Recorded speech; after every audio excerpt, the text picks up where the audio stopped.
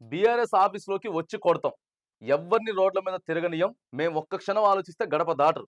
కాంగ్రెసోళ్ళంటే చేతగాని వాళ్ళు కాదు. సైకో నా కొడుకుల్ని కంట్రోల్ చేయండి. కేసీఆర్, కేటీఆర్, హరీష్‌కు ఇదే నా వార్నింగ్. చొప్పదండి ఎమ్మెల్యే మేడిపల్లి సత్యం. చూడండి ఏం మాట్లాడుతున్నాడు ఎమ్మెల్యే. బీఆర్ఎస్ ఆఫీస్‌లోకి వచ్చి కొడతారట. ఎవ్వరిని రోడ్ల మీద తిరగనియ్యం. ఒక్క క్షణం కూడా ఆలోచిస్తే గడప దాటరట. నువ్వు అధికారంలో ఉండే ఇట్లా మాట్లాడితే ప్రతిపక్షంలో ఉన్నోడు ఎన్ని మాట్లాడతాడు? రాష్ట్రంలో అల్లర్లయితున్నాయి, కొట్లాట్లయితున్నాయి, దాడులైతా ఉన్నాయనంటే ఆడ కేంద్రం గాని, లేకపోతే మీ పార్టీ అధిష్టానం గాని ఎవరైనా సరే ఎవరికెళ్ళి చూత్తరు? రాష్ట్రంలో ఏ పార్టీ అధికారంలో ఉంది? ఆడ ముఖ్యమంత్రి ఎవరయ్యా బాబు? ఆడ హోంమంత్రి ఎవరని చూత్తరు. అంతేగాని నువ్వే గిన్ని మాటలు మాట్లాడితే ప్రతిపక్షంలో ఉన్నోళ్ళు ఎన్ని మాట్లాడాలి? కంట్రోల్‌గా ఉండాలి. ఈ అమ్ముచెట్లు. ఓ ఎమ్మెల్యే ఏంటి దీనికోసం ఇట్లా కొట్లాడుకోవడం కోసమేనా నిన్ను ఎమ్మెల్యేగా చేసుకున్నది? చట్టసభలకు నిన్ను పంపించింది.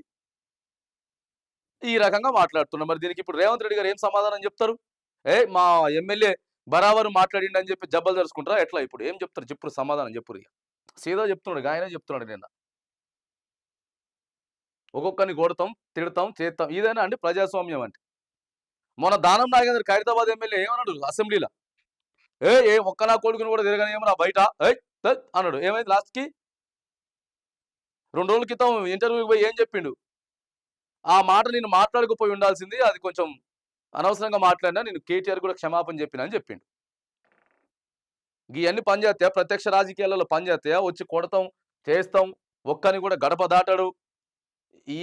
ఇదేం మాటలండి బాబు? రెచ్చగొట్టే మాటలు. చర్యలు తీసుకోవాలి ఎమ్మెల్యే మీద. చొప్పదండి ఎమ్మెల్యే మీద పీసీసీ మరి మహేష్ కుమార్ గౌడ్ చెప్తా ఉంటారు.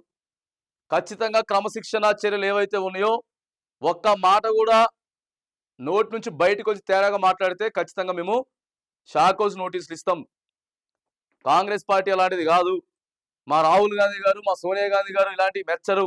మేము శాంతియుతంగా పోరాడుతున్నాం, రాజ్యాంగం ప్రకారం పోతున్నాం అని చెప్తున్నారు కదా. మరి ఇవన్నీ మరి ఇప్పుడు ఏం చేస్తారో చేయరు. మరి ఇక కౌశిక్ రెడ్డికి మీకేం తేడా ఉన్నది? కౌశిక్ రెడ్డి అంటే కావాలని రెచ్చగొట్టిండు, లేకపోతే ఆయన అరెస్ట్ చేసిర్రు, ఇదంతా ఓకే. మరి దీనికి ఏం చెప్తారు? మీరు కూడా ఇట్లనైనా, మరి ఇట్లనే మీరు కూడా రౌడీలైనా, గుండాలైనా కాంగ్రెస్ పార్టీ వాళ్ళంతా? ఈ మాటలు బంద్ చేసుకుంటే మంచిది. సైకో నా కొడుకులు అది ఇది నోరు బారేసుకొని మళ్ళీ తర్వాత తప్పైపోయింది, ఇవన్నీ బంద్ చేసుకుంటే మంచిది.